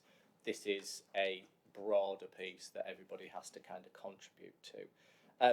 As I said, we hope to begin kind of that process of engagement very, very shortly, and the information will be shared with this committee outside of the meetings, but it will also be shared on our Your Voice page for anybody to access as well. Thank you very much, Chair. Thank you, Noel. And we look forward to the next stages. I'm really pleased to say, although it sounds like in some ways a kind of downgrading, but it really isn't. The kind of more limited focus, I think, is really important. I've had this view that there is a real challenge in terms of committees like this and work like this of mission creep. You begin to want to influence the whole world. And actually being more limited in scope, narrowing that focus, I think really helps. And I think it really helps in terms of explaining to the public, because we're a public sector body and the money we've got comes from national government, therefore from our taxes nationally, or it comes from local government, from our local council tax. And so I'm always asking the question, when we look at each of these schemes where we spend money, is basically, what is the role of the public sector intervention here? This is a public sector body. What is the role of our intervention here? Is it about market failure? Is it about levering in different kinds of funding? Is it about inequalities and tackling poverty and inequalities and some of the other missions of both the government and the combined authority? Where do you spend public sector money? And the danger is always that you try and do too much and try and change the world and therefore achieve nothing. So I like very much the focus in terms of where we're actually going to concentrate that money, and some of the things that Noel talked about in terms of transport. My goodness, how important is transport for West Yorkshire and for carbon reduction in particular? Housing, issues for us to really focus on. So I welcome that, and I don't think we need to be defensive about that, actually. MD else, Gideon. Yeah, thank you, and thanks for the report. I have had a chance to go through some of it before and made some comments. I think two things for me. One is it's great that we're narrowing down, we're focusing what we're doing, but we've still got the 2038 target, and where does like if you're going to focus it down, then where's that other chunk of it that you're talking about? And we need to make sure that it's just transparent and clear. We're doing that. And I think the other thing, and I mentioned it to Noel before, but when we've changed the baseline now effectively because of the new way we're reporting on it, and I think we need to be clear what's happened to the last 5 years and make sure that all of that is very transparent, because people will say, well, you've had it for 5 years, what's happened, why are you at this point now? So it'd just be nice to see that really clear and understood at the front. Thank you. That transparency is very important. See anybody else? Scott? Thank you, Chair, and thank you for the report and bringing out some of the questions that were perhaps hovering in the air anyway. So I won't repeat those. Just a few things on it. I mean, obviously, really welcome the hyper focusing down on max ambition. I think, given some of the stories we heard globally and reports from the likes of IPCC and the CCC, etc., and things happening overseas have all give us pause and concern at the moment. So having max ambition, I think, is critical at the moment. I guess when it comes to consultation, and this is a hardy perennial for anyone working in local government or further afield, is the idea of consultation and making sure that hits where it needs to. And the idea that consultation is just as important as co-design. So it's the not and, it's the and, not or. I do hope people in the gallery, who I'm sure are as passionate about this as many of us are, do help drive that consultation to get to the places that it really needs to get to, not just the people who naturally fill in forms, but doing that work with young people who aren't so inclined to fill out lengthy consultations and help guide them through the process, as should we be doing as well, and obviously marginalised, underrepresented communities too, making sure everyone hears their voice, especially in the age of disinformation, is critical at the moment. I think as well, there's a bit here about how to work effectively as well and what that crossover looks like. And there's so much good work happening in our LAs. We've obviously got our own climate action plan. I know we're not unique with that. Ditto, Yorkshire Humber Climate Committee have recently had their launch of their refreshed plan. And I do appreciate it's absolutely impossible to join it all up with the best will in the world, and I'm sure with infinite finances we'd be absolutely flying here. But I wonder, having taken part in some of the climate conversations with Tracy earlier in the year, which were great in terms of like trying to reach different people and doing some of that focus, if some of that coordinating could be resourced, then I think that would really be the trick in helping get this to where it needs to get to. Thank you. Is that a pitch for funding for a TikTok video?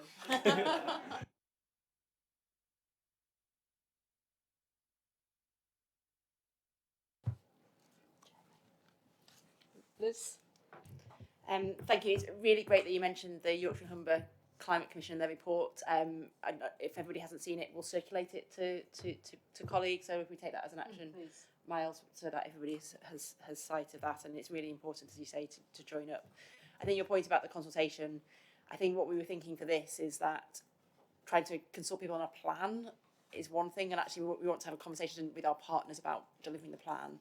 And then there would be other ways of engaging the wider public of some of the things we've talked about today. So the one-stop shop that's coming forward in terms of that trusted advice. We were talking about flooding. So depending on on any further thoughts on this, we thought that the climate conversation that you mentioned that we'd had already previously this year gave us some great information, and we kind of feel like we've talked about so many things today. We kind of know what we need to do and kind of crack on, and actually we need to take our partners with us. So we want to do the partner bit next, and then think about how we engage the wider public in some more specific things rather than on a plan. But we'll happily take views on that. But that's our view, and definitely welcome anybody kind of championing the schemes that we've already got in play. You mentioned, Chair, earlier about different forums and whatnot. So actually people want to see action, and if we can, if colleagues want to share any of the the grant scheme for SMEs or whatnot, do feel free to kind of come to us if you don't feel that you've got that information, so that you can then share it out. Would be super